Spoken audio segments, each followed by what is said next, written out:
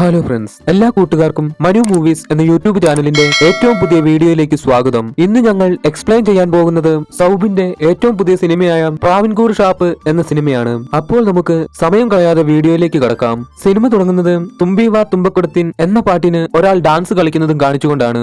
എന്നാൽ ആ പാട്ടിനും ആ ഡാൻസിനും തമ്മിൽ യാതൊരു ബന്ധവുമില്ലല്ലോ എന്ന് സൂക്ഷിച്ചു നോക്കിയപ്പോഴാണ് അയാൾ ഡാൻസ് കളിക്കുകയല്ല, കഴുത്തിൽ കയറിട്ട് ആത്മഹത്യ ചെയ്തപ്പോൾ കാലിട്ടടിച്ചതാണെന്നുള്ള സത്യം മനസ്സിലായത്. അങ്ങനെ സീൻ കട്ടായി അടുത്ത സീനിൽ അടുത്ത ദിവസം രാവിലെ തൃശൂർ വെസ്റ്റ് പോലീസ് സ്റ്റേഷനിലേക്ക് ഒരു പോലീസ് ജീപ്പ് വരുന്നതായി കാണിക്കുന്നു. ആ പോലീസ് ജീപ്പിൽ വന്നത് ആ പോലീസ് സ്റ്റേഷനിലെ തന്നെ SI സന്തോഷ് CJ ആണ്. സന്തോഷ് ഇത്ര ധൃതിയിൽ അവിടേക്ക് വന്നത് CIയെ കാണുന്നതിന് വേണ്ടിയായിരുന്നു. അങ്ങനെ CIയെ കാണുന്നതിനായി സന്തോഷ് വരുമ്പോൾ CI സാർ അവിടെ ഒരു കേസിലെ പ്രതിയെ സത്യം പറയടാ എന്നും പറഞ്ഞ് ഇടിച്ചു പരിപ്പെടുക്കുകയായിരുന്നു. അത് കണ്ടുകൊണ്ട് വന്ന സന്തോഷ് മനസ്സിൽ ഓർക്കുകയാണ്, ഈ കാലത്തും ഇവന്മാർ ഇങ്ങനെ തന്നെയാണോ കേസ് തെളിയിക്കുക എന്ന്. സന്തോഷിനെ കണ്ട ഇടിയൻ CI സന്തോഷിനോട് ചോദിച്ചു, തന്നെ കുറിച്ച് കേട്ടതെല്ലാം സത്യമാണോ എന്ന്. അതിന് സന്തോഷ്, അതെ സാർ, ഞാൻ അന്വേഷിച്ച 15 കേസുകളും ഇടിച്ചാരുടെയും തലയിൽ കെട്ടിവെക്കാതെ 10 ദിവസത്തിനുള്ളിൽ സയന്റിഫിക് ആയി തെളിയിച്ചിട്ടുണ്ട് സാർ എന്ന് പറയുന്നു. അത് കേട്ട CI, ആഹാ മിടുക്കൻ, എങ്കിൽ തന്റെ ഇവിടുത്തെ ആദ്യത്തെ കേസ് ആ ഷാപ്പിലെ കേസ് തന്നെ ആയിക്കോട്ടെ, താൻ വളരെ പെട്ടെന്ന് സയന്റിഫിക് ആയിട്ട് തന്നെ ആ കേസ് അങ്ങ് തെളിയിച്ചോ. അതിന് സന്തോഷ്, സാർ ഈ കേസ് എനിക്ക് പറ്റില്ല സാർ, ഷാപ്പ് എനിക്ക് അലർജിയാണ്. അച്ഛന്റെ ഷാപ്പ് അഡിക്ഷൻ കാരണം ചെറുപ്പത്തിൽ എനിക്ക് കുറച്ച് പ്രശ്നങ്ങൾ ഉണ്ടായിട്ടുണ്ട്. അച്ഛന്റെ കള്ളുകുടി സഹിക്കാൻ കഴിയാതെ എന്റെ അമ്മ ആത്മഹത്യ ചെയ്തതാണ്. ചെറുപ്പം മുതലേ ഇതെല്ലാം കണ്ടതിന്റെ കുറച്ച് പ്രശ്നങ്ങൾ എനിക്കുണ്ട്. കള്ളിന്റെ മണമടിച്ചാൽ എനിക്ക് തൂറ്റലും ഛർദിയും വരും. എന്നാൽ അതിനിടിയൻ CI തന്നെ ഈ കേസ് ഏൽപ്പിച്ചത് ACP സാർ ആണ്. അതിനാൽ താൻ ഈ കേസ് ഏറ്റെടുത്തേ പറ്റൂ എന്നും പറഞ്ഞ് അവിടെ നിന്നും പോവുകയാണ്. SI സന്തോഷിന് കിട്ടിയ ആ പുതിയ ഷാപ്പിലെ കേസ് എന്താണെന്നല്ലേ. സിനിമയുടെ തുടക്കത്തിൽ ഒരാൾ തൂങ്ങിച്ചാകുന്നതായി കാണിച്ചിരുന്നല്ലോ. ആ ആത്മഹത്യ ശരിക്കും ഒരു ഷാപ്പിൽ വെച്ചായിരുന്നു നടന്നത്. ആത്മഹത്യ ചെയ്തതോ ആ ഷാപ്പിന്റെ ഓണർ ബാബുവും. ബാബുവിനെ കാണാൻ അത്യാവശ്യം നല്ല ഹൈറ്റും വെയിറ്റും ഒക്കെ ഉള്ള ആളായിരുന്നു. അതിനാൽ തന്നെ എല്ലാവരും ബാബുവിനെ ഒറ്റയാൻ ബാബു എന്നായിരുന്നു വിളിച്ചിരുന്നത്. ബാബുവിന് അത്യാവശ്യം നല്ല പിടിപാടൊക്കെയുള്ള ആളായിരുന്നു. ബാബുവിന്റെ ഈ മരണത്തെക്കുറിച്ച് അന്വേഷിക്കാനാണ് SI സന്തോഷ് വന്നിരിക്കുന്നത്. ഈ ആത്മഹത്യ ഷാപ്പിൽ വെച്ച് നടന്നതിനാൽ തന്നെ ആ സമയം ഷാപ്പിലുണ്ടായിരുന്ന എല്ലാവരും ഇപ്പോൾ സ്റ്റേഷനിൽ ഉണ്ടായിരുന്നു. അങ്ങനെ നമ്മുടെ SI സന്തോഷ് അവിടെ ഉണ്ടായിരുന്ന ഓരോരുത്തരെയും ചോദ്യം ചെയ്യാൻ തുടങ്ങി. നമ്മുടെ SI സന്തോഷ് കുറച്ചു മുമ്പ് CIയോട് ഞാൻ തെളിയിച്ച കേസുകളെല്ലാം 10 ദിവസങ്ങൾ കൊണ്ട് സയന്റിഫിക് ആയിട്ടാണ് തെളിയിച്ചത് എന്ന് പറഞ്ഞത് വെറുതെ ആയിരുന്നില്ല. എന്തെന്നാൽ സന്തോഷിന് ഒരാളെ കണ്ടാൽ തന്നെ അയാളെ കുറിച്ചുള്ള ഒരു ഏകദേശ ധാരണ കിട്ടും. അങ്ങനെ ആദ്യത്തെ ആൾ വന്നു. ആളുടെ തല 3/4 ഭാഗവും കഷണ്ടിയായിരുന്നു. കണ്ടാൽ ഒരു മൊട്ടത്തലയിലാണെന്നേ തോന്നൂ. ഇത് എടുത്തു പറയാൻ കാരണം ഈ മൊട്ടത്തല നമുക്ക് പിന്നീട് ആവശ്യം വരും. ആ വന്നയാൾക്ക് കുറച്ച് ജാടയൊക്കെ ഉണ്ടായിരുന്നു. അയാളുടെ പേര് സുനിൽ എന്നാണ്. സുനിലിനെ കണ്ട SI സന്തോഷ് ചോദിച്ചു, നിങ്ങൾ ഇതിനു മുമ്പ് മിലിറ്ററിയിലായിരുന്നല്ലേ? അതിന് സുനി, അതെ, CRPFൽ ജവാനായിരുന്നു, ഇപ്പോൾ സ്ഥലക്കച്ചവടമാണ് എന്ന് പറഞ്ഞു. അതിന് സന്തോഷ്, മനസ്സിലായി, അന്ന് ആ ഷാപ്പിൽ ശരിക്കും ആദ്യം എന്താണ് കണ്ടത് എന്ന് ചോദിച്ചു. അപ്പോൾ സീൻ കട്ടായി ആ ആത്മഹത്യ നടന്ന ഷാപ്പ് കാണിക്കുകയാണ്. ആ ഷാപ്പിൽ ധാരാളം പേരിരുന്ന് കള്ളു കുടിക്കുന്നുണ്ട്. ആ സമയം 2 ഓൾഡ് സിറ്റിസൺസ്, അതായത് തുപ്രൻ പൈലിയപ്പേട്ടൻ എന്ന് പേരുള്ള 2 കിളവന്മാർ ഒരു കാര്യവുമില്ലാതെ തമ്മിൽ വഴക്കുണ്ടാക്കുകയാണ്. ഇതാ ഷാപ്പിലെ സ്ഥിരം പരിപാടിയാണ്. അതിനാൽ തന്നെ അവരുടെ കൂടെ ഉണ്ടായിരുന്നവർ പോലും അവരെ പിടിച്ചു മാറ്റാനൊന്നും നോക്കുന്നുമില്ല. അങ്ങനെ അവർ വാക്കേറ്റം മൂത്ത് കയ്യാങ്കളിയിൽ എത്തിയപ്പോൾ കൂടെ ഉണ്ടായിരുന്നവർ അപ്പുറത്തെങ്ങാനും മാറി നിന്ന് കളിക്കാവേ എന്ന് പറഞ്ഞു. അങ്ങനെ ആ 2 കിളവന്മാരും നിലത്തെല്ലാം വീണ് കിടന്ന് അടിയുണ്ടാക്കാൻ തുടങ്ങി. അടിയുണ്ടാക്കി ഉരുണ്ടുരുണ്ട് വരുമ്പോഴാണ് ഷാപ്പിന്റെ ഓണർ ബാബു കയറിൽ തൂങ്ങി ആടുന്നത് അവർ കാണുന്നത്. അവരുടെ ബഹളം കേട്ട് ആ ഷാപ്പിലുണ്ടായിരുന്ന എല്ലാവരും അവരുടെ അടുത്തേക്ക് വരുന്നു. അപ്പോഴാണ് അവരെല്ലാവരും അത് കാണുന്നത്. അങ്ങനെ സീൻ കട്ടായി വീണ്ടും പോലീസ് സ്റ്റേഷൻ കാണിക്കുന്നു. അടുത്തതായി ആ ഷാപ്പിലുണ്ടായിരുന്ന കുട്ടാപ്പു എന്നൊരാളെയാണ് ചോദ്യം ചെയ്യുന്നത്. കുട്ടാപ്പുവിനെ കണ്ട SI സന്തോഷ്, കുട്ടാപ്പുവിന് ഏകദേശം 25 വയസ്സ് പ്രായം, ഇപ്പോൾ ഡ്രൈവറാണ്, കള്ളുകുടി അടക്കം എല്ലാ പെറപ്പ് പരിപാടികളും കയ്യിലുണ്ട്, പോരാത്തതിന് ധാരാളം അടിപിടി കേസുകളിലും പ്രതിയാണ്. SI സന്തോഷ് പറഞ്ഞതെല്ലാം കേട്ട് കുട്ടാപ്പുവിനൊന്ന് ചിരിക്കാൻ മാത്രമേ കഴിഞ്ഞുള്ളൂ. എന്തെന്നാൽ സന്തോഷ് പറഞ്ഞ കാര്യങ്ങളെല്ലാം കറക്റ്റ് ആയിരുന്നു. സന്തോഷ് വീണ്ടും കുട്ടാപ്പുവിനോട്, ഈ സംഭവം നടക്കുമ്പോൾ നീ അടുത്തുണ്ടായിരുന്ന ഒരു ക്യാബിനിൽ കൂട്ടുകാരുമായിരുന്നു കള്ളു കുടിക്കുകയായിരുന്നു അല്ലേ എന്ന് ചോദിക്കുന്നു. അപ്പോൾ സീൻ കട്ടായി വീണ്ടും ഷാപ്പ് കാണിക്കുന്നു. ആ സമയം ആ ഷാപ്പിലുണ്ടായിരുന്ന എല്ലാവരും ചേർന്ന് ആ ബോഡി താഴെ ഇറക്കിയിരുന്നു. നമ്മുടെ എക്സ് മിലിറ്ററി സുനി ആണെങ്കിൽ CPR എല്ലാം കൊടുക്കുന്നുണ്ടായിരുന്നു. അവസാനം മൂക്കിൽ കൈവച്ച് നോക്കിയ സുനി അവിടെ ഉണ്ടായിരുന്നവരോട്, ഇനി ഇതിലൊന്നും കാര്യമില്ല, ഇതെല്ലാം കഴിഞ്ഞതാണ് എന്ന് പറയുന്നു. അങ്ങനെ സീൻ കട്ടായി വീണ്ടും പോലീസ് സ്റ്റേഷൻ കാണിക്കുന്നു. ഇവിടെ ഇപ്പോൾ അടുത്തയാളെ ചോദ്യം ചെയ്യുകയാണ്. അടുത്തയാളെ കണ്ട പോലീസുകാരൻ, എന്താണ് നിന്റെ പേരെന്ന് ചോദിക്കുന്നു. അതിനയാൾ സിലോൺ എന്ന് പറയുന്നു. അത് കേട്ട പോലീസുകാരൻ, സിലോണോ, അതെന്ത് പേരാടാ എന്ന് ചോദിക്കുന്നു. അതിന് സിലോൺ, ശരിക്കുള്ള പേര് രാമകൃഷ്ണൻ എന്നാണ്, ഞാൻ 10-15 വർഷം സിലോണിലായിരുന്നു, അതിനാൽ എന്നെ എല്ലാവരും സിലോൺ മാമൻ എന്നാണ് വിളിക്കാറ് എന്ന് പറയുന്നു. അപ്പോൾ ഒരു പോലീസുകാരൻ, മരിച്ച ബാബു ആൾ എങ്ങനെ ഉണ്ടായിരുന്നു എന്ന് ചോദിക്കുന്നു. അതിന് സിലോൺ മാമൻ, തെണ്ടിത്തരമൊക്കെ ഉണ്ടായിരുന്നെങ്കിലും ആള് ഡീസന്റ് ആയിരുന്നു എന്ന് പറയുന്നു. അത്രയും നേരം എല്ലാം കേട്ടുകൊണ്ടിരുന്ന സന്തോഷ് സിലോൺ മാമനോട് ചോദിക്കുന്നു, എന്തുകൊണ്ടാണ് ഈ ബാബുവിനെ കൊമ്പൻ എന്ന് എല്ലാവരും വിളിക്കുന്നത്?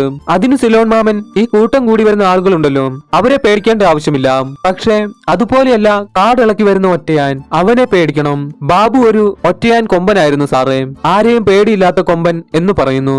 അപ്പോൾ സീൻ കട്ടായി വീണ്ടും ഷാപ്പു കാണിക്കുന്നു. നമ്മുടെ എക്സ് മിലിറ്ററി സുനി അവിടെ ഉണ്ടായിരുന്ന എല്ലാവരോടും ബാബു എന്തായാലും ആത്മഹത്യ ചെയ്യില്ല, ഇതൊരു കൊലപാതകമാണ് എന്ന് പറയുന്നു. അങ്ങനെ വീണ്ടും പോലീസ് സ്റ്റേഷൻ കാണിക്കുന്നു. അടുത്തതായി തോട്ടബിജു എന്നൊരാളെയാണ് ചോദ്യം ചെയ്യുന്നത്. തോട്ടബിജുവിനെ കണ്ട സന്തോഷം, താനാണല്ലേ ആ ഷാപ്പിൽ കിടന്ന് അടിയുണ്ടാക്കിയത്? എല്ലാ ദിവസവും രാത്രി ഷാപ്പ് അടച്ചു പൂട്ടിയതിനു ശേഷം 11 മണി വരെ അതിനകത്തിരുന്ന എല്ലാവരും കള്ളുകുടിയും ചീട്ടുകളിയും നടത്താറുണ്ടല്ലേ? ആ 2-3 മണിക്കൂറിനുള്ളിൽ അതിനകത്തേക്ക് ആരും വന്നിട്ടുമില്ല, അവിടെ നിന്ന് ആരും പോയിട്ടുമില്ല. അവസാനം ഷാപ്പിന്റെ മുതലാളിയെ തന്നെ അതിനകത്ത് വെച്ച് തൂക്കിക്കൊല്ലണമെങ്കിൽ ആ ഷാപ്പിനകത്തുണ്ടായിരുന്ന ഒരാൾ തന്നെ ആയിരിക്കണം കില്ലർ. ആരാണ് കില്ലർ എന്ന് ചോദിക്കുന്നു.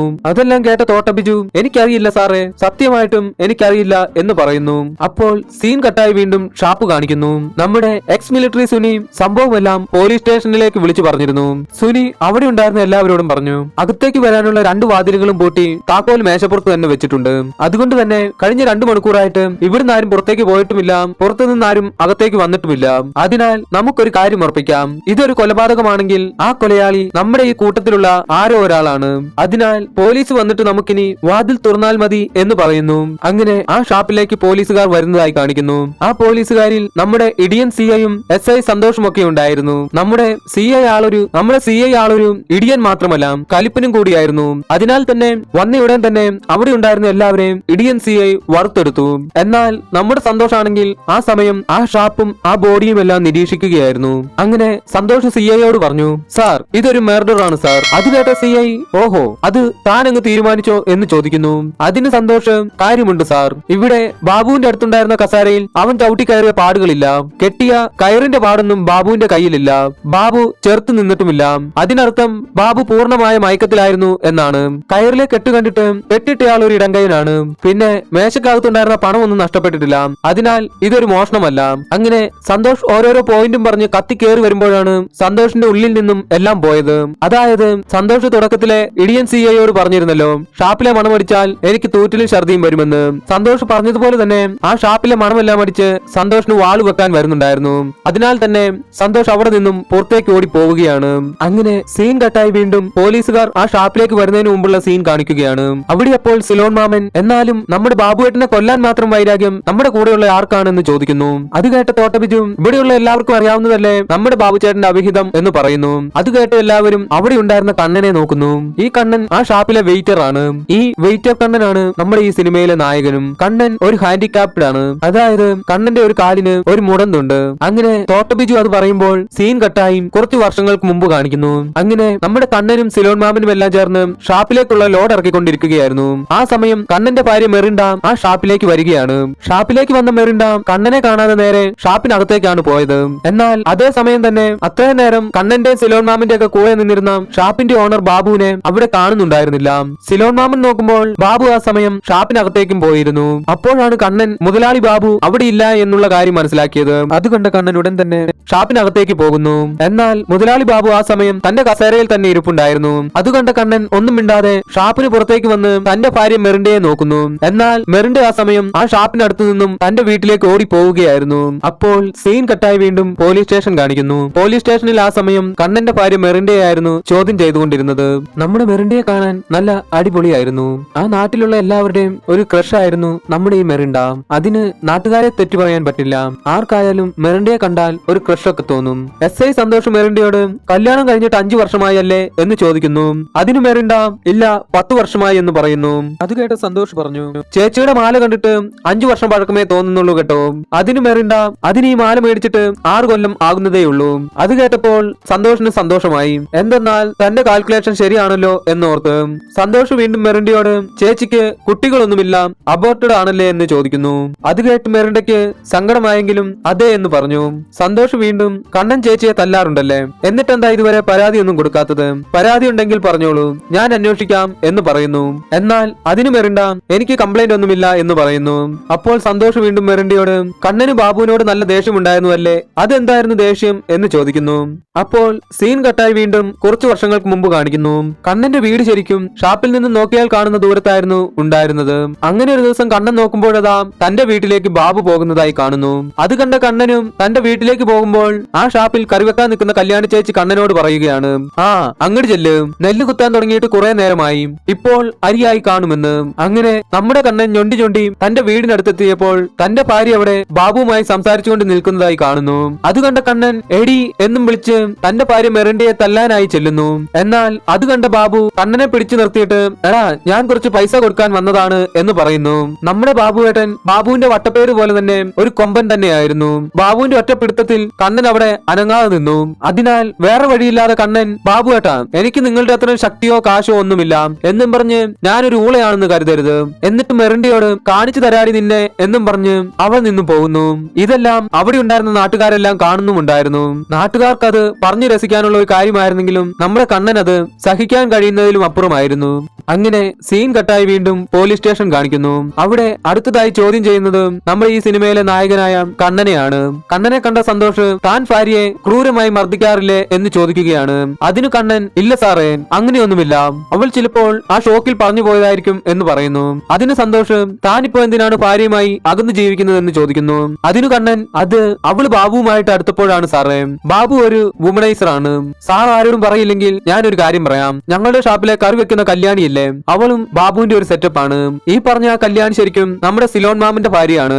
അതിനാൽ SI സന്തോഷ് കണ്ണനോട് ചോദിച്ചു, ഈ കാര്യം സിലോൺ മാമൻ അറിയില്ലേ? അതിനു കണ്ണൻ, അറിയാം സാറേ, പക്ഷേ അതെല്ലാം ഒരു അഡ്ജസ്റ്റ്മെന്റിൽ പോകുന്നതാണ്. സിലോൺ മാമൻ ആ പേരും പറഞ്ഞ് ഫ്രീ ആയിട്ട് കള്ളടിക്കാമല്ലോ. അതിന് സന്തോഷ്, എന്നിട്ട് താനിത് തന്റെ ഭാര്യയോട് പറഞ്ഞില്ലേ എന്ന് ചോദിക്കുന്നു. അതിന് കണ്ണൻ, അതിന് ഞാൻ പറഞ്ഞാൽ വിശ്വസിക്കണ്ട സാറേ. അപ്പോൾ സന്തോഷ്, അത് പോട്ടെ, താൻ ആ വീട് എങ്ങനെയാണ് വാങ്ങിയതെന്ന് ചോദിക്കുന്നു. അതിന് കണ്ണൻ, അത് ഞാൻ കുറിയിട്ട് വാങ്ങിയതാണ് സാറേ. എന്റെ കാലും ഈ ചെറിയ ശരീരവും വെച്ച് ഞാൻ ചെയ്യാത്ത ജോലികളൊന്നുമില്ല സാറേ. എനിക്ക് മാജിക് അറിയാം, ഇടയ്ക്കിടയ്ക്ക് തെരുവ് മാജിക് ചെയ്യും, പിന്നെ ഓട്ടോറിക്ഷ ഓടിക്കാൻ പോകും, പിന്നെ പന്തൽ പണിക്ക് പോകും, അങ്ങനെ കിട്ടുന്ന എല്ലാ പണിക്കും പോകും സാറേ. സാർ എന്റെ ഈ കൈ ഒന്ന് നോക്കിയേ, കയ്യിലെ തഴമ്പ് കണ്ടാൽ അറിയാം എന്നും പറഞ്ഞ് കണ്ണൻ തന്റെ കൈ SI സന്തോഷിനെ കാണിക്കുന്നു. എന്നാൽ കണ്ണന്റെ കൈത്തണ്ടയിലാണെങ്കിൽ കയറുകൊണ്ട് മുറുകിയതുപോലെയുള്ള ഒരു പാടുണ്ടായിരുന്നു. അത് കണ്ട കണ്ണൻ വേഗം തന്റെ കൈ തിരികെ വലിക്കുന്നു. എന്നാൽ നമ്മുടെ SI സന്തോഷ് ആണെങ്കിൽ അത് ശ്രദ്ധിച്ചിട്ടുണ്ടായിരുന്നു. സന്തോഷ് ചോദിച്ചു, അത് പോട്ടെ, ഇത്ര സുന്ദരിയായിട്ടുള്ള മെറിൻഡ തന്നെ എങ്ങനെയാണ് സ്നേഹിച്ചത്? അതിനു കണ്ണൻ, ശരിയാണ് സാറേ, എന്നെ കാണാൻ ഭംഗിയൊന്നുമില്ല, മൂത്ത് നരച്ച ഒരു കളവൻ. പണ്ടത്തെ ആൾക്കാർ പറയാറില്ലേ, പ്രേമത്തിന് കണ്ണും മൂക്കുമൊന്നുമില്ലെന്ന്, ഇത് അതിൽ പെടുന്ന ഒന്നാണ് സാറേ. അവളാണ് സാറേ ആദ്യം എന്നോട് ഇഷ്ടമാണെന്ന് പറഞ്ഞത്. അതിനുശേഷം എനിക്ക് അവളുടെ മേൽ ഭയങ്കര ലവ് ആയിരുന്നു. അപ്പോൾ സീൻ കട്ടായി വീണ്ടും കണ്ണന്റെ ഭാര്യ മെറിൻഡയെ ചോദ്യം ചെയ്തുകൊണ്ടിരുന്ന സീൻ കാണിക്കുന്നു. മെറിൻഡ പറഞ്ഞു, കണ്ണേട്ടൻ കുറെ നാളായി എന്റെ പുറകെ ആയിരുന്നു. അങ്ങനെ ഒരിക്കൽ ഞാൻ കണ്ണേട്ടനോട് എനിക്കൊരു ജോലി സെറ്റാക്കി തരാമോ എന്ന് ചോദിച്ചു. പിന്നെ അത് വെച്ച് ആൾ എന്നെ സെറ്റാക്കി. കല്യാണം കഴിഞ്ഞ ആദ്യമൊക്കെ നല്ല സന്തോഷമായിരുന്നു. വർഷങ്ങൾ കഴിയുന്തോറും കണ്ണേട്ടന് സംശയരോഗം വരാൻ തുടങ്ങി. ഒന്ന് ആൾക്കാരോട് മിണ്ടാനോ ചിരിക്കാനോ എന്തിന് ഒന്ന് ശ്വാസം വിടാൻ കൂടി പറ്റുന്നുണ്ടായിരുന്നില്ല. കല്യാണം കഴിഞ്ഞ് 10 വർഷത്തോളം കാത്തിരുന്നിട്ടാണ് പ്രഗ്നന്റ് ആയത്. അങ്ങനെ വീണ്ടും സന്തോഷമായി വന്നതാണ്.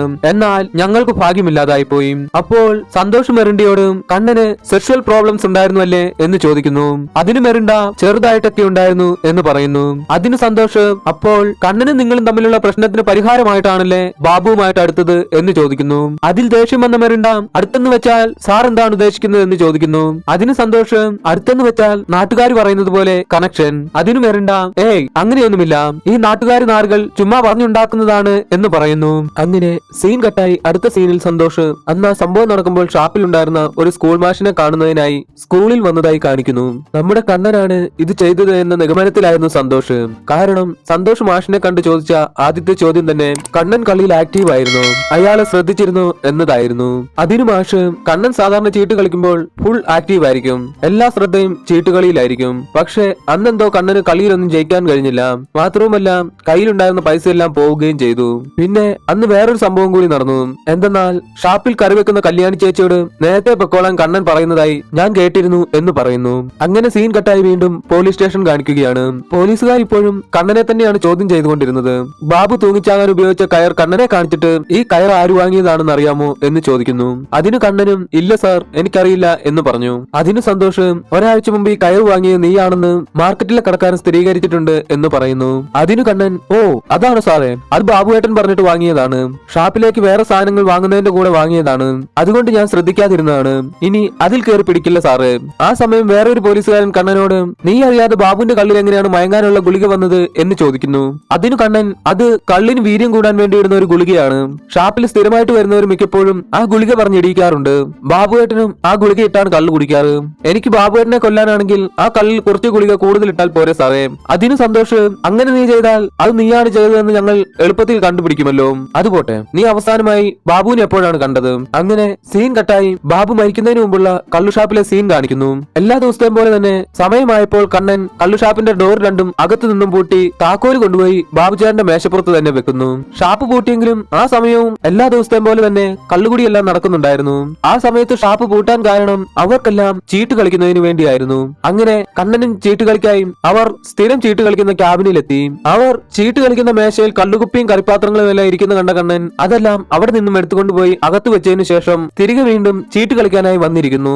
ആ സമയം ബാബു അവിടെ കള്ളും കുടിച്ചിരിപ്പുണ്ടായിരുന്നു. നമ്മുടെ കണ്ണന് അത്യാവശ്യം മാജിക് ഒക്കെ അറിയാമായിരുന്നതിനാൽ കണ്ണൻ ചീട്ട് കുത്തുന്നത് കാണാൻ തന്നെ നല്ല അടിപൊളിയായിരുന്നു. അങ്ങനെ കണ്ണന്റെ ചീട്ട് വെച്ചുള്ള കുറെ അഭ്യാസങ്ങളെല്ലാം കഴിഞ്ഞതിന് ശേഷം അവർ ചീട്ടുകളി ആരംഭിച്ചു. അപ്പോൾ ബാബുവേട്ടൻ മരിച്ചതിന് ശേഷമുള്ള ഷാപ്പിലെ സീൻ കാണിക്കുന്നു. കണ്ണൻ അവിടെ ഉണ്ടായിരുന്ന എല്ലാവരോടും, അതെ, ഞാനും സുനിയേട്ടനും ഒരുമിച്ചല്ലേ ചീട്ട് കളിക്കാൻ അകത്തേക്ക് കയറിയത്. അപ്പോൾ ബാബുവേട്ടൻ ഈ കസേരയിൽ ഇരുന്ന് കള്ളു കുടിച്ചുകൊണ്ടിരുന്നത് സുനിയേട്ടൻ കണ്ടതല്ലേ എന്ന് ചോദിക്കുന്നു. അതിന് എക്സ് മിലിറ്ററി സുനിയേട്ടൻ ആ ശരിയാണ് എന്ന് പറഞ്ഞു. അപ്പോൾ കണ്ണൻ, ലാസ്റ്റ് ചീട്ട് കളിക്കാൻ വന്ന പൈലിയപ്പേട്ടനും ബാബുവേട്ടൻ അവിടെ ഇരുന്ന് കള്ളു കുടിക്കുന്നത് കണ്ടിരുന്നല്ലോ എന്ന് ചോദിക്കുന്നു. അതിന് പൈലിയപ്പേട്ടനും, അതെ, ഞാൻ അകത്തേക്ക് വരുമ്പോൾ ബാബു അവിടെ ഇരുന്ന് കള്ളു കുടിക്കുന്നുണ്ടായിരുന്നു എന്ന് പറഞ്ഞു. അപ്പോൾ കണ്ണൻ, അതായത് ഞാൻ കളിക്കാൻ കയറുന്നവരെ ബാബുവേട്ടൻ അവിടെ ജീവനോടെ ഇരിപ്പുണ്ട്. ഞാൻ കളിക്കാനിരുന്ന് 2.5 മണിക്കൂർ കഴിഞ്ഞപ്പോൾ തുപ്രേട്ടന്റെയും പൈലിയപ്പേട്ടന്റെയും കരച്ചിൽ കേട്ടല്ലേ പുറത്തേക്ക് വന്നത്. അതുവരെ ഞാൻ ആ ചീട്ട് കളിക്കുന്നിടത്ത് നിന്നും എഴുന്നേറ്റിട്ട് പോലുമില്ല. അത് നിങ്ങൾ എല്ലാവരും കണ്ടതല്ലേ എന്ന് ചോദിക്കുന്നു. അപ്പോൾ സീൻ കട്ടായി വീണ്ടും പോലീസ് സ്റ്റേഷൻ കാണിക്കുന്നു. നമ്മുടെ SI സന്തോഷ് കണ്ണൻ പറഞ്ഞ കാര്യങ്ങളെല്ലാം സത്യമാണോ എന്ന് അവിടെ ഉണ്ടായിരുന്ന ബാക്കി എല്ലാവരോടും ചോദിക്കുകയാണ്. അതിനെല്ലാവരും, അതെ, കണ്ണൻ പറഞ്ഞ സത്യമാണ്. അവൻ ചീട്ട് കളിക്കാൻ വരുമ്പോൾ ബാബുവേട്ടൻ അവിടെ കള്ളു കുടിച്ചുകൊണ്ടിരിപ്പുണ്ടായിരുന്നു. ചീട്ട് കളിക്കാൻ വന്നതിന് ശേഷം കണ്ണൻ അവിടെ നിന്നും എഴുന്നേറ്റിട്ടില്ല എന്ന് പറയുകയാണ്. അങ്ങനെ അടുത്ത സീനിൽ SI സന്തോഷ് അതുവരെ കിട്ടിയ കേസിന്റെ ലീഡെല്ലാം ഇടിയൻ CIയോട് പറയുന്നതായി കാണിക്കുന്നു. സന്തോഷ് പറഞ്ഞു, സാർ, ഇതൊരു ഹൈലി കോംപ്ലിക്കേറ്റഡ് കേസാണ്. ബാബു കുടിച്ച കള്ളിൽ മയങ്ങാനുള്ള ഗുളിക ചേർത്തിട്ടുണ്ടായിരുന്നു. കള്ളു കുടിച്ച് മയങ്ങിയിരുന്ന ബാബുവിനെ ആരോ കഴുത്തിൽ കയറിട്ട് ഉത്തരത്തിൽ കെട്ടിത്തൂക്കിയതാണ്. അതിന് ഇടിയൻ CI ആരാണ് ചെയ്തത് എന്ന് ചോദിക്കുന്നു. അതിന് സന്തോഷ്, സൈക്കോളജിക്കലി നോക്കുമ്പോൾ എനിക്ക് ഉറപ്പാണ് കണ്ണൻ തന്നെയാണ് ബാബുവിനെ കൊന്നത്. അതിന് ഇടിയൻ CI, എന്നാലും അത്രയും ആജാനുബാഹുവായ 100 കിലോയിൽ കൂടുതൽ ഭാരമുള്ള ഒറ്റയാൻ ബാബുവിനെ കണ്ണൻ എങ്ങനെയാണ് കെട്ടിത്തൂക്കുക എന്ന് ചോദിക്കുന്നു. അതിന് സന്തോഷ്, 100 കിലോയോളം ഭാരം തൂക്കാൻ മാത്രം കെൽപ്പുള്ള ആരോ ഒരാൾ കണ്ണനെ ഹെൽപ്പ് ചെയ്തിട്ടുണ്ട്. അതിന് ഇടിയൻ CI, കണ്ണനാണ് ഇത് ചെയ്തതെന്ന് തെളിയിക്കുന്നതിനുള്ള എന്തെങ്കിലും എവിഡൻസ് കിട്ടിയിട്ടുണ്ടോ എന്ന് ചോദിക്കുന്നു. അതിന് സന്തോഷ്, സാർ, വീട് സെർച്ച് ചെയ്തു, ബാക്കി സ്ഥലങ്ങളെല്ലാം സെർച്ച് ചെയ്തുകൊണ്ടിരിക്കുകയാണ്, ഇതുവരെ ഒന്നും കിട്ടിയിട്ടില്ല എന്ന് പറയുന്നു. അതിന് CI, ഈ കേസ് കുറച്ച് ഡിഫിക്കൽട്ട് ആണ്, മാത്രവുമല്ല തനിക്ക് കള്ളിന്റെ കുറച്ച് ഇഷ്യൂസ് ഒക്കെ ഉള്ളതല്ലേ. ACP സാർ ഇപ്പോൾ ഇവിടേക്ക് വരുന്നുണ്ട്, ഞാൻ കേസ് വേറെ ആളെ ഏൽപ്പിച്ചോളാം എന്ന് പറയുന്നു. എന്നാൽ അതിന് സന്തോഷ്, സാർ, എന്റെ ജീവിതത്തിലെ കഴിഞ്ഞ കാര്യങ്ങളെല്ലാം മറക്കണമെങ്കിൽ എനിക്ക് ഈ കേസ് തെളിയിച്ചേ പറ്റൂ, ഒരു 10 ദിവസം തന്നാൽ മതി സാർ, ഞാൻ ഈ കേസ് തീർത്തു തരാം എന്ന് പറയുന്നു. അങ്ങനെ സീൻ കട്ടായി അടുത്ത സീനിൽ SI സന്തോഷ് കണ്ണന്റെ ഭാര്യ മെറിൻഡയെ കാണാൻ വന്നതായി കാണിക്കുന്നു. കണ്ണനുമായി അകന്ന് താമസിക്കുന്ന മെറിൻഡ ഇപ്പോൾ താമസിക്കുന്നത് ഷാപ്പിൽ കറി വെക്കാൻ വരുന്ന കല്യാണി ചേച്ചിയുടെ കൂടെയായിരുന്നു. സന്തോഷ് മെറിൻഡയെ ബാബു തൂങ്ങാൻ ഉപയോഗിച്ച കയറിന്റെ ഒരു പീസ് കാണിച്ചിട്ട് ഇതുപോലെയുള്ള ഒരു കയറ് ഇതിനു മുമ്പ് കണ്ടിട്ടുണ്ടോ എന്ന് ചോദിക്കുന്നു. അതിന് മെറിൻഡ, ഇല്ല, ഞാൻ കണ്ടിട്ടില്ല എന്ന് പറഞ്ഞു. അപ്പോൾ സന്തോഷ്, ഷാപ്പിനടുത്ത് അന്ന് പരിചയമില്ലാത്ത ആരെങ്കിലും കണ്ടിരുന്നോ എന്ന് ചോദിക്കുന്നു. അതിന് മെറിൻഡ, ഇല്ല, ഞാൻ കണ്ടില്ല എന്ന് പറഞ്ഞു. അങ്ങനെ സന്തോഷ്, ഞാൻ നേരത്തെ പറഞ്ഞിരുന്നല്ലോ നമ്മുടെ മെറിൻഡയെ കണ്ടാൽ ആർക്കും ഒരു ക്രഷ് ഒക്കെ തോന്നുമെന്ന്. നമ്മുടെ SI സന്തോഷിനും മെറിൻഡയുടെ മേൽ ഒരു ക്രഷ് ഉണ്ടെന്ന് തോന്നുന്നു. അങ്ങനെ മെറിൻഡ വീടിനകത്തേക്ക് പോയപ്പോൾ അടുത്തുണ്ടായിരുന്ന കല്യാണി ചേച്ചിയുടെ സന്തോഷ്, ഇത്രയും ഗ്ലാമറുള്ള ചേച്ചി എങ്ങനെയാണ് ആ സിലോൺ മാമനെ കല്യാണം കഴിച്ചത് എന്ന് ചോദിക്കുന്നു. അതിന് കല്യാണി ചേച്ചി, അതൊരു സെന്റി കഥയാണ് സാറേ. പണ്ട് അയാൾ ഞങ്ങളുടെ വീട്ടിൽ വന്ന് അയാളുടെ പ്രാരാബ്ദവും സങ്കടവും എല്ലാം പറഞ്ഞ് എല്ലാ ദിവസവും കരച്ചിലായിരുന്നു. അങ്ങനെ അയാളുടെ വിഷമം കണ്ട് സഹിക്കാൻ കഴിയാതെ ആയപ്പോൾ ഞാനൊരു കളി കൊടുത്തതാ. പിന്നീട് അയാളെ കെട്ടേണ്ടിയും വന്നു. ഒന്നും പറയണ്ട സാറേ, എന്റെ വിധി, അല്ലാതെന്താ. അപ്പോൾ സന്തോഷ്, ബാബു മരിച്ചെന്ന് കണ്ണൻ ചേച്ചിയോട് നേരത്തെ പൊക്കോളം പറഞ്ഞു അല്ലേ, സാധാരണ അങ്ങനെ പറയാറുള്ളതാണോ എന്ന് ചോദിക്കുന്നു. അതിന് കല്യാണി ചേച്ചി, ഇല്ല, അങ്ങനെ ഇതുവരെ പറഞ്ഞിട്ടില്ല, അന്ന് ആദ്യമായിട്ടാണ് എന്നോട് നേരത്തെ പൊക്കോളൻ പറഞ്ഞത് എന്ന് പറയുന്നു. അപ്പോഴാണ് നമ്മുടെ കല്യാണി ചേച്ചിയുടെ ഭർത്താവ് സിലോൺ മാമൻ അവിടേക്ക് വന്നത്. സന്തോഷ് തന്റെ കയ്യിലുണ്ടായിരുന്ന കയറ് സിലോൺ മാമനെ കാണിച്ചിട്ട് ചോദിച്ചു, ഈ കയറ് കണ്ണൻ അഴിച്ചതാണെന്നല്ലേ പറഞ്ഞത്, പക്ഷേ ഇത് കണ്ടിട്ട് മുറിച്ചതുപോലെയുണ്ടല്ലോ എന്ന് പറയുന്നു. കണ്ണൻ ശരിക്കും ആ കയർ മുറിച്ചാണ് ബാബുവിനെ താഴെ ഇറക്കിയത്. അത് ഓർത്തെടുത്ത സിലോൺ മാമൻ സന്തോഷിനോട്, അതെ സാർ, കണ്ണൻ കയർ മുറിച്ചാണ് ബാബുവിനെ താഴെ ഇറക്കിയതെന്ന് പറയുന്നു. അങ്ങനെ സന്തോഷ് അവിടെ നിന്നും തിരികെ പോകാൻ തുടങ്ങുമ്പോൾ മെറിൻഡ സന്തോഷിനോട്, സാറേ, സാർ എന്നോട് ഒരു കാര്യം ചോദിച്ചില്ലേ, അന്ന് പരിചയമില്ലാത്ത ആരെങ്കിലും ഷാപ്പിനകത്ത് വെച്ച് കണ്ടിരുന്നോ എന്ന്. അന്ന് കള്ളു ഷാപ്പിന്റെ പുറകിൽ ഒരു പുതിയ ആളെ കണ്ടിട്ടുണ്ടായിരുന്നു, അതൊരു മൊട്ടത്തലയനായിരുന്നു എന്ന് പറയുന്നു. അപ്പോൾ സന്തോഷ്, എന്നിട്ട് ആ മൊട്ടത്തലയൻ എന്താണ് ചെയ്തതെന്ന് കണ്ടോ എന്ന് ചോദിക്കുന്നു. എന്നാൽ അതിന് വരണ്ട സാറേ, ഞാനൊരു കാര്യം ചോദിച്ചോട്ടെ, എനിക്ക് ഒരു 5000 രൂപ കടം തരുമോ? അത്യാവശ്യം ആയതുകൊണ്ടാ, 2 ദിവസം കഴിഞ്ഞ് തിരിച്ചു തരാം. എന്നാൽ അതിന് സന്തോഷം അതെ, ഈ മാസാവസാനം ആയതുകൊണ്ട് മാത്രവുമല്ല, ഇപ്പോൾ പഴയതുപോലെ ഹെൽമെറ്റ് പിടുത്തമൊന്നും ഇല്ലാത്തത് കൊണ്ടും കയ്യിൽ പൈസ ഇല്ല. അത് പോട്ടെ, ആ മൊട്ടത്തലയിൽ നിന്നിട്ട് എന്ത് ചെയ്തു എന്ന് പറയാം. എന്നാൽ അതിന് വരണ്ട, എനിക്കതൊന്നും അറിയില്ല എന്നും പറഞ്ഞ് അവിടെ നിന്നും പോകുന്നു. അത് കണ്ട സന്തോഷം താൻ എന്തുടായി പാടൂ, അങ്ങനെ കാശ് കൊടുത്ത് തെളിവ് വാങ്ങേണ്ട ഗതികേടൊന്നും എനിക്കില്ല എന്ന് പറയുന്നു. അതിന് വരണ്ട, എങ്കിൽ സാർ പോയി ഫ്രീ ആയിട്ട് തെളിവ് വാങ്ങിച്ചോ എന്നും പറഞ്ഞ് അവിടെ നിന്നും പോകുന്നു.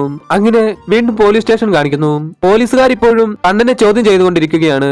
സന്തോഷ് കണ്ണനോട്, നീ ആ ബാബു കെട്ടിത്തൂങ്ങിയ കയർ എങ്ങനെയാണ് മുറിച്ചത്? എങ്ങനെയൊക്കെ മുറിച്ചാലും കെട്ടിയ കയറിന്റെ കെട്ടുള്ള ഭാഗം ഒന്നുകിൽ ഉത്തരത്തിലോ അല്ലെങ്കിൽ കെട്ടിയ കയറിലോ കാണേണ്ടതാണ്. അങ്ങനെ ഒരു ഭാഗം എവിടെ നിന്നും കിട്ടിയില്ലല്ലോ എന്ന് ചോദിക്കുന്നു. എന്നാൽ അതിന് ഉത്തരവൊന്നും പറയാതിരുന്ന കണ്ണനെ അവിടെ ഉണ്ടായിരുന്ന ഒരു പോലീസുകാരൻ ചവിട്ടുന്നു.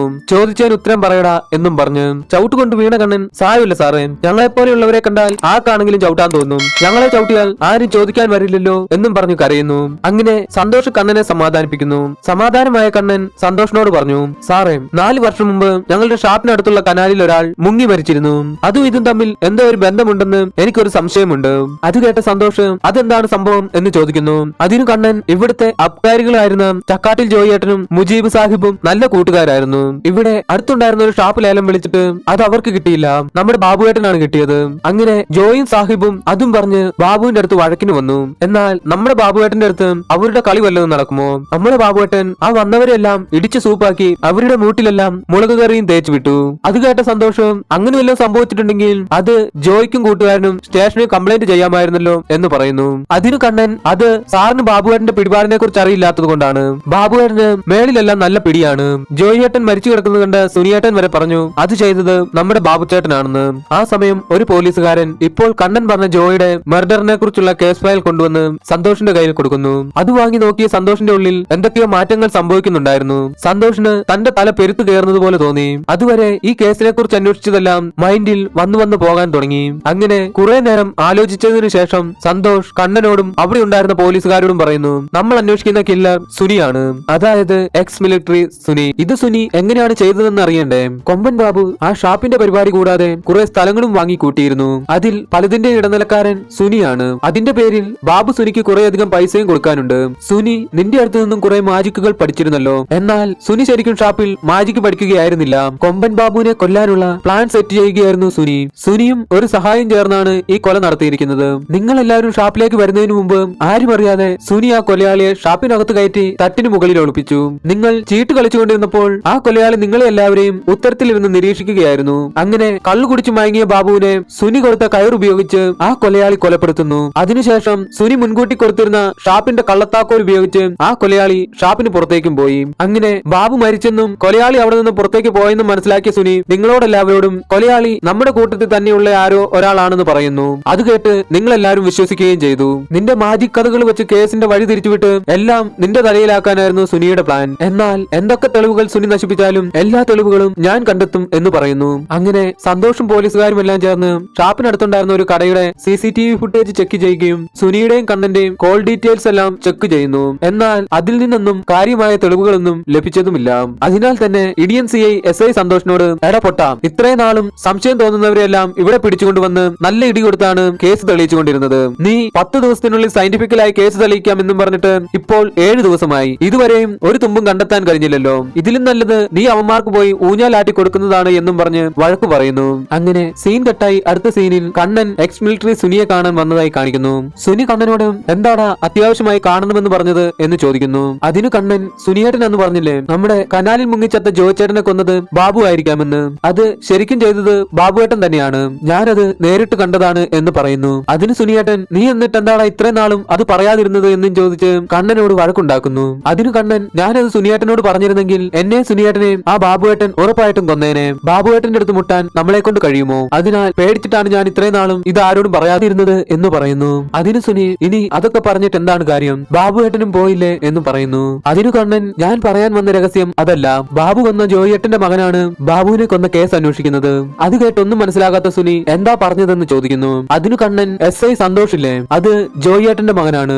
സന്തോഷിന്റെ മുഴുവൻ പേര് സന്തോഷ് CJ എന്നാണ്, അതായത് സന്തോഷ് ചക്കാട്ടിൽ ജോയി എന്ന്. മാത്രവുമല്ല സന്തോഷ് ഈ സ്റ്റേഷനിലേക്ക് വന്നത് തന്നെ റെക്കമെൻഡേഷനിലാണ്. അതെല്ലാം കേട്ട് കഴിഞ്ഞപ്പോൾ സുനി, ഇനി അച്ഛനെ കൊന്നതിന്റെ പ്രതികാരം തീർക്കാൻ സന്തോഷ് തന്നെയായിരിക്കുമോ ബാബുവിനെ കൊന്നത് എന്ന് പറയുന്നു. അതിനു കണ്ണൻ എന്നാൽ പിന്നെ സന്തോഷിന് ബാബുവിനെ അറസ്റ്റ് ചെയ്താൽ പോരായിരുന്നോ എന്ന് ചോദിക്കുന്നു. അതിന് സുനി അത് ചിലപ്പോൾ സന്തോഷിന് അച്ഛനെ കൊന്നത് ബാബു ആണെന്നുള്ള തെളിവുകളൊന്നും കിട്ടിക്കാണില്ല, മാത്രവുമല്ല ബാബുവിന് നല്ല പിടിപാടൊക്കെ ഉള്ളതല്ലേ. അതിനു കണ്ണൻ സുനിയേട്ടാ എങ്കിൽ നമുക്കൊരു കാര്യം ചെയ്താലോ, നമുക്ക് ഈ കാര്യങ്ങളെല്ലാം മുകളിലുള്ള പോലീസുകാരോട് പറഞ്ഞാലോ എന്ന് ചോദിക്കുന്നു. അതിന് സുനിയേട്ടൻ അതെങ്ങനെ നമുക്ക് കൊടുക്കാൻ പറ്റും, നമ്മുടെ കയ്യിലും തെളിവുകളൊന്നുമില്ലല്ലോ, മാത്രവുമല്ല അവരൊക്കെ ഒരേ ടീമാണെങ്കിൽ നമ്മൾ പെട്ടുപോകും, നമുക്കിനി ഒരു വഴിയേ ഉള്ളൂ, ബാബുവേട്ടനെ എങ്ങനെയാണ് കൊന്നതെന്ന് കണ്ടുപിടിക്കണം, അത് കണ്ടെത്താൻ കഴിഞ്ഞില്ലെങ്കിൽ നമ്മൾ രണ്ടുപേരും ഈ കേസിൽ പ്രതിയാകാൻ സാധ്യതയുണ്ട് എന്ന് പറയുന്നു. അങ്ങനെ അടുത്ത സീനിൽ സന്തോഷ് മെറിൻഡയെ കാണാൻ വന്നതായി കാണിക്കുന്നു. മെറിൻഡ സന്തോഷിനോട് അന്ന് ഞാൻ ഷാപ്പിന്റെ പുറകിൽ ഒരു മൊട്ടത്തലേനെ കണ്ടു എന്ന് പറഞ്ഞിരുന്നല്ലോ, ആ മൊട്ടത്തലേന്റെ കൂടെ വേറെ ഒരാൾ കൂടി ഉണ്ടായിരുന്നു എന്ന് പറയുന്നു.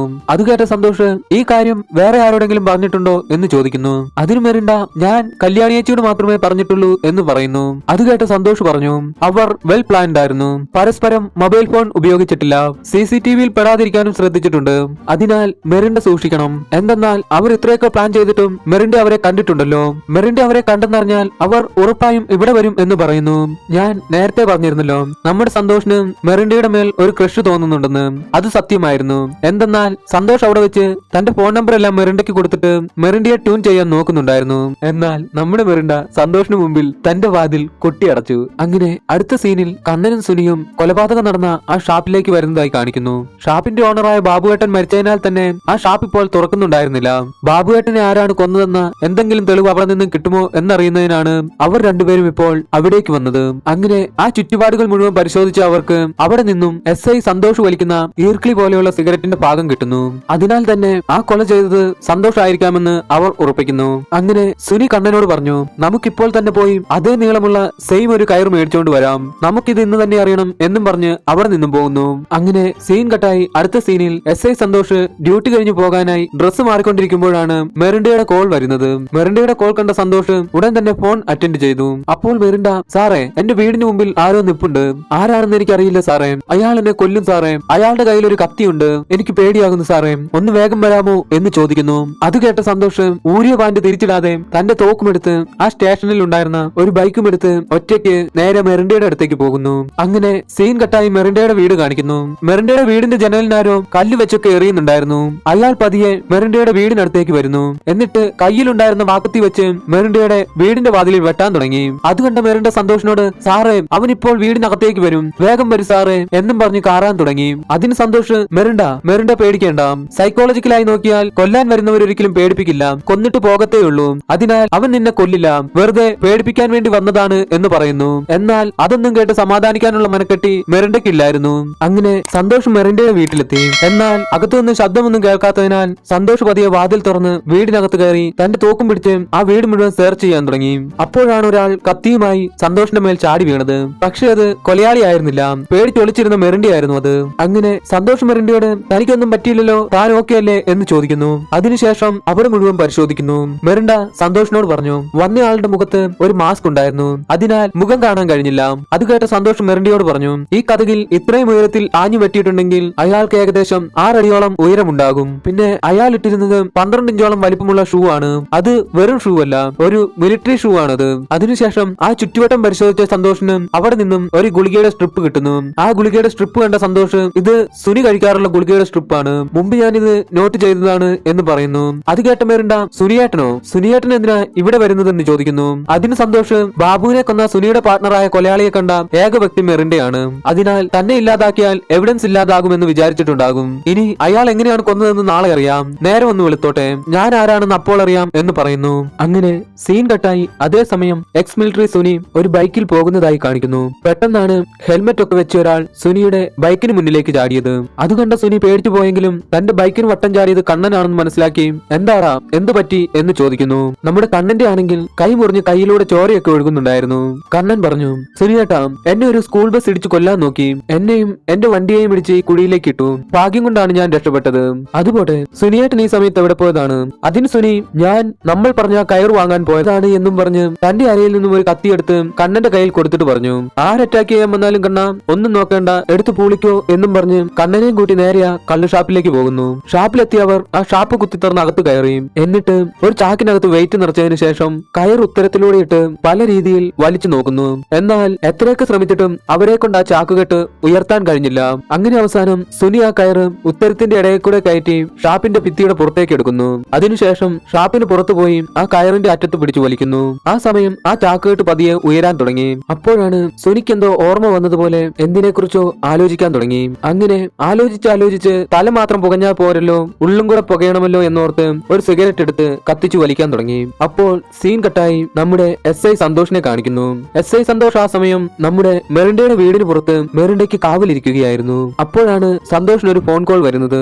സാറേ, ഷാപ്പിനടുത്ത് ഒരു കൊലപാതകം കൂടി നടന്നു എന്നും പറഞ്ഞ്. അത് കേട്ട സന്തോഷ് തന്റെ ബൈക്കും എടുത്ത് നേരെ ഷാപ്പിലേക്ക് പോകുന്നു. അങ്ങനെ സന്തോഷ് വന്ന് നോക്കുമ്പോൾ ആ ഷാപ്പ് മുഴുവൻ തീ പിടിച്ച് കത്തി എരിയുകയായിരുന്നു. അവിടെയുള്ള നാട്ടുകാരാണെങ്കിൽ ബക്കറ്റിലും കുളത്തിലുമെല്ലാം വെള്ളം കോരി ഒഴിച്ച് തീ കെടുത്താൻ ശ്രമിക്കുന്നുണ്ടായിരുന്നു.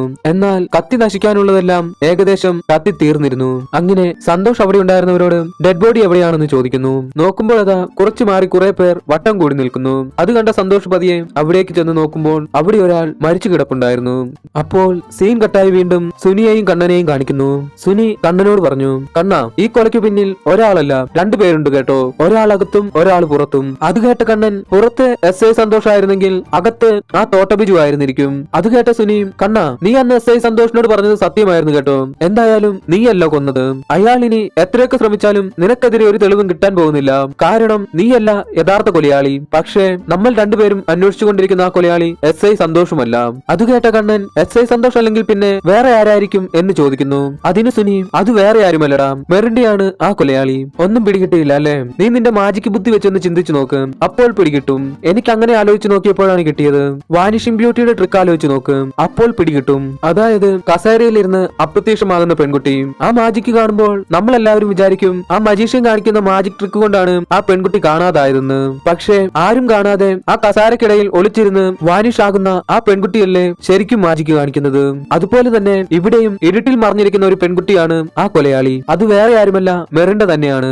അതായത് നീ ചെയ്യുന്ന വാനിഷിംഗ് ബ്യൂട്ടി മാജിക്കിലെ നിന്റെ സഹായിയായ നിന്റെ ഭാര്യ മെറിൻഡ തന്നെയാണ് ഇവിടെ ഈ ഇരുട്ടത്ത് മറിഞ്ഞിരുന്ന് ഈ കൊല ചെയ്തത്.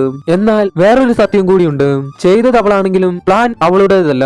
അതായത് വാനിഷിംഗ് ബ്യൂട്ടിയിലെ സെയിം പരിപാടി. അപ്പോൾ അങ്ങനെ ഒരു പരിപാടി ആസൂത്രണം ചെയ്യണമെങ്കിൽ നന്നായിട്ട് പണിയറിയാവുന്ന ഒരാൾ കൂടി വേണം. അത് ചെയ്യാൻ നീയല്ലാതെ വേറെ ആരാടാ ഇവിടെ ഉള്ളത്? അങ്ങനെ സീൻ കട്ടായി അന്ന് എന്താണ് സംഭവിച്ചതെന്ന് കാണിക്കുന്നു. ഇത് ശരിക്കും കണ്ണന്റെയും കണ്ണന്റെ ഭാര്യ മെറിൻഡയുടെയും പ്ലാൻ ആയിരുന്നു.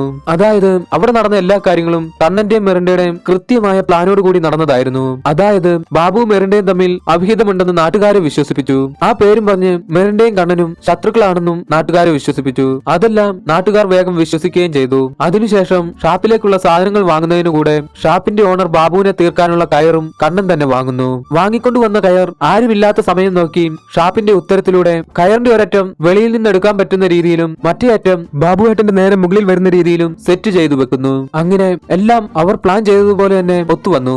അന്നത്തെ ദിവസം കണ്ണൻ ആ ഷാപ്പിന്റെ ജനലിലെ ഗ്ലാസ് എല്ലാം അകത്തു നിന്ന് നോക്കിയാൽ കാണാത്ത വിധം വേറെ ഒരു ഗ്ലാസ് കൊണ്ട് മറയ്ക്കുന്നു. എന്നിട്ട് ബാബുവേട്ടൻ എല്ലാ ദിവസത്തെയും പോലെ തന്നെ സമയമായപ്പോൾ കള്ളും കൊണ്ടു കൊടുക്കുന്നു. എന്നാൽ ആ കള്ളിനകത്ത് കള്ളിന്റെ വീര്യം കൂടാനായി എല്ലാ ദിവസവും ചേർക്കുന്ന ഗുളികയുടെ എണ്ണം കൂട്ടിയിടുന്നു. അങ്ങനെ അന്നത്തെ ദിവസം ഷാപ്പിൽ കറി വെക്കുന്ന കല്യാണി ചേച്ചിയെ നേരത്തെ പറഞ്ഞയച്ചു.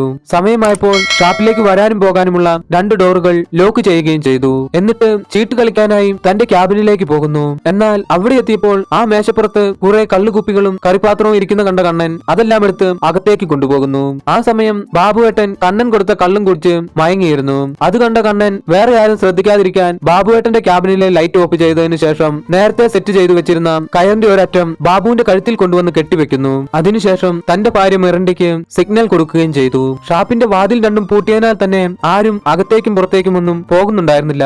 അങ്ങനെ മെറിൻഡ അവിടേക്ക് വന്ന് ഷാപ്പിന് പുറത്ത് സെറ്റ് ചെയ്തു വെച്ചിരുന്ന കയറിന്റെ മറ്റേ അറ്റം കയ്യിലെടുക്കുന്നു. 100 കിലോയിൽ കൂടുതൽ ഭാരമുള്ള ബാബുവേട്ടനെ മെറിൻഡ എങ്ങനെ ഒറ്റയ്ക്ക് പൊക്കി എന്നല്ലേ? എന്നാൽ പൊക്കിയത് മെറിൻഡ ആയിരുന്നില്ല. മെറിൻഡ ആ കയർ കൊണ്ടുപോയി ആ ഷാപ്പിന്റെ മുറ്റത്ത് കിടന്നിരുന്ന ബാബുവേട്ടന്റെ തന്നെ വണ്ടിയിൽ കൊണ്ടുവന്ന് കെട്ടുന്നു. ആ വണ്ടിയെല്ലാം കണ്ണൻ നേരത്തെ സെറ്റ് ചെയ്തു വെച്ചിരുന്നതായിരുന്നു. അതായത് ഒരു ചെറിയ ഇറക്കത്തിലാണ് ആ വണ്ടി നിന്നിരുന്നത്. വണ്ടിയാണെങ്കിൽ ന്യൂട്രലും ഉരുണ്ടു പോകാതിരിക്കുന്നതിനായി ഒരു തടിക്കട്ട കൊണ്ട് വീലിന് അടവെച്ചിരിക്കുകയായിരുന്നു. അങ്ങനെ മെറിൻഡ ആ കയർ കൊണ്ടുവന്ന് ആ വണ്ടിയിൽ കെട്ടിയതിനു ശേഷം വീലിന് അടവെച്ചിരുന്ന തടിക്കട്ട തട്ടി മാറ്റുന്നു. അതോടെ വണ്ടി ഉരുളാൻ തുടങ്ങി. വണ്ടി പോകുന്നതിനനുസരിച്ച് ബാബുവിന്റെ കഴുത്തിൽ കിടന്നിരുന്ന കയർ മുറുകയും ബാബു പതിയെ മുകളിലേക്ക് ഉയരാൻ തുടങ്ങി. അങ്ങനെ കണ്ണൻ സെറ്റ് ചെയ്തു വെച്ചിരുന്ന രണ്ടാമത്തെ തടിക്കട്ടയിൽ വന്ന് തട്ടി വണ്ടിയും നിന്നു. കണ്ണൻ പ്ലാൻ ചെയ്തതുപോലെ തന്നെ വളരെ ഭംഗിയായി ആ കൊലപാതകം അവസാനിച്ചു.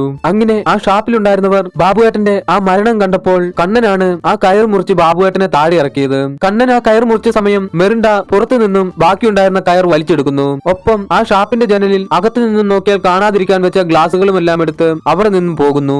മെറിൻഡ ആ കയർ ഊരിയെടുത്തതിനാലാണ് മുറിച്ച കയറിന്റെ ബാക്കി ഭാഗം എവിടെ നിന്നും കിട്ടാതിരുന്നത്. അതെല്ലാം കേട്ട സുനി, ഞാനും ഈ കേസിനെ കുറിച്ച് അന്വേഷിക്കുന്നുണ്ടെന്ന് മനസ്സിലാക്കിയ നീ എന്റെ വഴി തെറ്റിക്കാനല്ലേ എസ് ഐ സന്തോഷ് വലിക്കുന്ന സിഗരറ്റിന്റെ കുറ്റിയെല്ലാം ആ ഷാപ്പിന്റെ പുറത്ത് കൊണ്ടിട്ടത്. പിന്നെ നീ കുറച്ചു മുമ്പ് പറഞ്ഞ ആ സ്കൂൾ വാൻ ഇടിക്കാൻ വന്നതും നീ ഉണ്ടാക്കി പറഞ്ഞതല്ലേ. എന്നാലും സ്വന്തം കൈ മുറിക്കാൻ മാത്രം നിനക്ക് എന്നാ ധൈര്യമാടാവേ. എന്നാലും നിന്നെ ഒരു കൂടപ്പിറപ്പിനെ പോലെയാണ് ഞാൻ കണ്ടത്. ആ എന്നോട് തന്നെ നീയും നിന്റെ പെണ്ണുമ്പിളയും ചേർന്ന് ഇങ്ങനെയൊക്കെ ചെയ്തല്ലോടാ എന്നും ചോദിച്ച് സുനി കണ്ണനെ കയറി വട്ടം പിടിക്കുന്നു. അങ്ങനെ രണ്ടുപേരും അവിടെ വീണ് കിടന്നുരുളുന്നു. കുറെ നേരം കഴിഞ്ഞപ്പോൾ ആ ഉരുളിച്ച നിന്നു. സംഭവം എന്താണെന്നല്ലേ, അതായത് സുനിയുടെ വയറ്റിലതാ ഒരു കത്തി കുത്തി കയറിയിരിക്കുന്നു. അത് ഏത് കത്തിയാണെന്നല്ലേ, സുനി കുറച്ചു മുമ്പ് കണ്ണന്റെ കയ്യിൽ ആരെങ്കിലും ഉപദ്രവിക്കാൻ വന്നാൽ എടുത്ത് പൂശിക്കോളാൻ പറഞ്ഞു കൊടുത്ത കത്തിയില്ലേ, ആ കത്തി തന്നെയായിരുന്നു ഇപ്പോൾ സുനിയുടെ വയറ്റിലുമുള്ളത്. അത് കണ്ട കണ്ണൻ, ചേട്ടാ സുനിയേട്ടാ അറിയാതെ പറ്റിയതാണ് സുനിയേട്ടാ, ഞാൻ അറിഞ്ഞോണ്ട് ചെയ്തതല്ല എന്ന് പറയുന്നു. അത് കേട്ട സുനിയേട്ടൻ, മിണ്ടാതെ പോടാം, നീ എന്റെ കരളിനാടാ കുത്തിയത്, ഞാൻ ഇപ്പോൾ തന്നെ മരിക്കും എന്നും പറഞ്ഞ് അവിടെ തന്നെ വീഴുന്നു. ആ സമയം സുനി നേരത്തെ വലിച്ചിട്ടിട്ട സിഗരറ്റിൽ നിന്നും തീ പടർന്ന് ആ ഷാപ്പിനും തീ പിടിച്ചിരുന്നു. അങ്ങനെ വീണ് കിടന്ന സുനിയുടെ അടുത്തേക്ക് കണ്ണൻ ഓടി വരുന്നു. അത് കണ്ട സുനി പറഞ്ഞു, ഈ മുറിവിനൊന്നും എനിക്ക് വേദനയില്ല കേട്ടോ കണ്ണാ, ഈ ലോകത്ത് വേണ്ടപ്പെട്ടവർ ചതിക്കുന്ന അത്രയും വലിയ മുറിവൊന്നും വേറെ ഇല്ലട കണ്ണാ എന്ന് പറയുന്നു. അത് കേട്ട കണ്ണൻ താൻ എന്തിനാണ് ബാബുവേട്ടനെ കൊന്നതെന്നുള്ള കാര്യം സുനിയോട് പറയുന്നു. അതായത് എസ് ഐ സന്തോഷിന്റെ അച്ഛൻ ചക്കാലക്കൽ ജോയിയെ ബാബുവേട്ടൻ ആറ്റിൽ മുക്കിക്കൊന്നത് കണ്ണൻ കണ്ടിരുന്നല്ലോ. ഈ കാര്യം കണ്ണൻ ഒരിക്കൽ സുനിയേട്ടനോട് പറയാൻ വന്നതാണ്. എന്നാൽ അത് ബാബുവേട്ടൻ കാണുന്നു. അതിനാൽ കണ്ണൻ അത് സുനിയേട്ടനോട് പറയാൻ കഴിഞ്ഞില്ല. അങ്ങനെ അന്ന് വൈകിട്ട് ബാബുവേട്ടൻ കണ്ണന്റെ വീട്ടിൽ വരുന്നു. എന്നിട്ട് കണ്ണനെ പൊതിരെ തല്ലുന്നു. കണ്ണനെ തല്ലുന്ന കണ്ട കണ്ണന്റെ ഭാര്യ മെറിൻഡ ബാബുവേട്ടനോട് തല്ലല്ലേ എന്നും പറഞ്ഞ് പിടിച്ചു മാറ്റാനായി വരുന്നു. എന്നാൽ ഇടയ്ക്ക് കയറിയ മെറിൻഡയ്ക്കും കിട്ടി നല്ല അടിപൊളി ചവിട്ടൊരെണ്ണം. ആ ചവിട്ടിൽ അവർക്ക് നഷ്ടമായത് അവർ 10 വർഷം കാത്തിരുന്ന് കിട്ടിയ വയറ്റിലുണ്ടായിരുന്ന അവരുടെ കുഞ്ഞിനെയാണ്. അത് കണ്ണനും മെറിൻഡയ്ക്കും താങ്ങാൻ കഴിയുന്നതിലും അപ്പുറമായിരുന്നു. എന്നാൽ നമ്മുടെ ബാബുവേട്ടൻ ഇതൊന്നും അറിഞ്ഞിരുന്നില്ല. അങ്ങനെ അവസാനം ബാബുവേട്ടൻ ഇതിനെക്കുറിച്ച് അറിഞ്ഞു. അതറിഞ്ഞ ബാബുവേട്ടൻ കണ്ണനോട് കാല് പിടിക്കാനോ മാപ്പ് പറയാനോ ഒന്നും എന്നെ കിട്ടില്ല, നീ വേണമെങ്കിൽ പകരം ചെയ്തോളാൻ പറയുന്നു. എന്നാൽ അത്രയും ആജാനുബാഹുവായ മുകളിലെല്ലാം നല്ല പിടിപാടുള്ള ബാബുവേട്ടനെ കണ്ണൻ എന്ത് ചെയ്യാനാണ്? അതിന്റെ വാശിക്കാണ് കണ്ണനും മെറിൻഡയും ചേർന്ന് ബാബുവേട്ടനെ കൊലപ്പെടുത്തിയത്. അത് ശരിക്കും ഒരു കൊലപാതകമല്ല, ഒരു പോരാട്ടമായിരുന്നു, അടിച്ചമർത്തപ്പെട്ടവരുടെ പോരാട്ടം. എന്നാൽ ഈ കഥ തീരുന്നതിന് മുമ്പ് തന്നെ സുനിയേട്ടന്റെ കഥ തീർന്നിരുന്നു. അതിനാൽ കണ്ണൻ അവിടെ നിന്നും ഓടിപ്പോകുന്നു. കണ്ണൻ നേരെ പോയത് മെറിൻഡയുടെ അടുത്തേക്കായിരുന്നു. ശരിക്കും മെറിൻഡയുടെ വീടിന്റെ വാതിലിൽ വാക്കത്തി കൊണ്ട് വെട്ടിയതെല്ലാം കണ്ണൻ തന്നെയായിരുന്നു, അതും മെറിൻഡയെ അടുത്ത് നിർത്തിക്കൊണ്ട് തന്നെ. അങ്ങനെ കണ്ണനും മെറിൻഡയും സംസാരിച്ചുകൊണ്ടിരിക്കുമ്പോൾ അവിടേക്ക് പോലീസുകാർ വരുന്നതായി കാണിക്കുന്നു. അത് കണ്ട മെറിൻഡ വേഗം കണ്ണന്റെ കയ്യിൽ ഒരു കത്തി എടുത്തു കൊടുത്തിട്ട് തന്റെ കഴുത്തിൽ വെക്കാൻ പറയുന്നു. എന്നിട്ട് പോലീസുകാരോട് സാറേ എന്നെ കൊല്ലാൻ നോക്കുന്നേ എന്ന് വിളിച്ചു പറയുന്നു. അത് കേട്ട സന്തോഷ് തന്റെ തോക്കെടുത്തിട്ട് കണ്ണാ അവളെ വിട്ടില്ലെങ്കിൽ ഞാൻ ഉറപ്പായിട്ടും ഷൂട്ട് ചെയ്യും എന്ന് പറയുന്നു. എന്നാൽ അത് കേട്ടിട്ടും കണ്ണൻ മെറിൻഡയെ വിട്ടുകൊടുത്തില്ല. അത് കണ്ട സന്തോഷ് കണ്ണനെ ഷൂട്ട് ചെയ്യുന്നു. എന്നാൽ ആ വെടികൊണ്ടത് കണ്ണനിട്ടായിരുന്നില്ല, കണ്ണന്റെ ഭാര്യ മെറിൻഡയ്ക്കായിരുന്നു. അങ്ങനെ സീൻ കട്ടായി അടുത്ത ദിവസം രാവിലെ കാണിക്കുന്നു. എന്തായാലും മെറിൻഡയെ കറക്റ്റ് സമയത്ത് ഹോസ്പിറ്റലിൽ എത്തിച്ചതിനാൽ മെറിൻഡയ്ക്ക് ഒന്നും സംഭവിച്ചില്ലായിരുന്നു. അങ്ങനെ മെറിൻഡയുടെ അടുത്തേക്ക് സന്തോഷ് വരുന്നു. എന്നിട്ട് മെറിൻഡയോട് പറഞ്ഞു, മെറിൻഡ ഞാൻ ഷൂട്ട് ചെയ്തില്ലായിരുന്നെങ്കിൽ കണ്ണൻ നിന്നെ കൊന്നേനെ. പിന്നെ ഒരു പ്രധാന കാര്യം, നിന്നെ ഇന്നലെ അറ്റാക്ക് ചെയ്യാൻ ശ്രമിച്ചത് കണ്ണനായിരിക്കും. സുനിയെ കൊന്നതും കണ്ണൻ തന്നെ ആകാനാണ് സാധ്യത. എന്തായാലും കണ്ണനെ ഞങ്ങൾ അറസ്റ്റ് ചെയ്തിട്ടുണ്ട്. പക്ഷേ ബാബുവിനെ കൊന്നത് കണ്ണനല്ല, വേറെ ആരോ ആണ് ബാബുവിനെ കൊന്നത്. പ്ലാൻ പക്ഷേ കണ്ണന്റെ തന്നെയാണ്. ഇതൊരു മാജിക്കാണ്. ആ മാജിക് എന്താണെന്ന് കണ്ടെത്തിയാൽ ആ കില്ലറിനെ കണ്ടെത്താൻ കഴിയും. എന്തായാലും എത്രയും പെട്ടെന്ന് ഞാൻ ആ കൊലയാളിയെ കൈയോടെ പിടിക്കും. അത് കേട്ട മെറിൻഡ ശരി പിടിക്ക് എന്ന് പറയുന്നു. ഇതോടെ ഈ സിനിമയും അവസാനിക്കുന്നു. കൂട്ടുകാർക്ക് എല്ലാവർക്കും ഈ വീഡിയോ വളരെയധികം ഇഷ്ടമായെന്ന് വിശ്വസിക്കുന്നു. ആർക്കെങ്കിലും ഏതെങ്കിലും സിനിമയുടെ എക്സ്പ്ലനേഷൻ വേണമെങ്കിൽ കമന്റ് ബോക്സിൽ എഴുതി അറിയിക്കുക. വീഡിയോ കണ്ട എല്ലാ കൂട്ടുകാർക്കും നന്ദി. അടുത്ത വീഡിയോയിൽ കാണുന്നതുവരെ ബൈ.